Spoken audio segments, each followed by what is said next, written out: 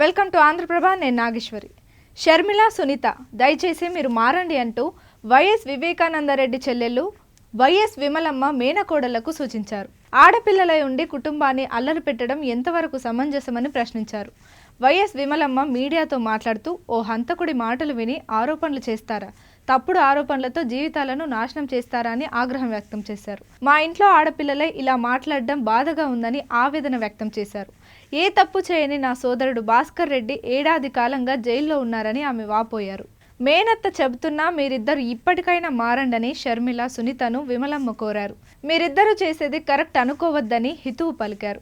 జగన్ ప్రభుత్వంలో అందరికీ సంక్షేమ పథకాలు అందుతున్నాయని, సంక్షేమ ప్రభుత్వాన్ని కూలగొట్టేందుకు కుట్రలు జరుగుతున్నాయని ఆరోపించారు. అవినాష్ రెడ్డి ప్రజల కోసం పనిచేసే మనిషి అని విమలమ్మ తన అభిప్రాయాన్ని చెప్పుకొచ్చారు.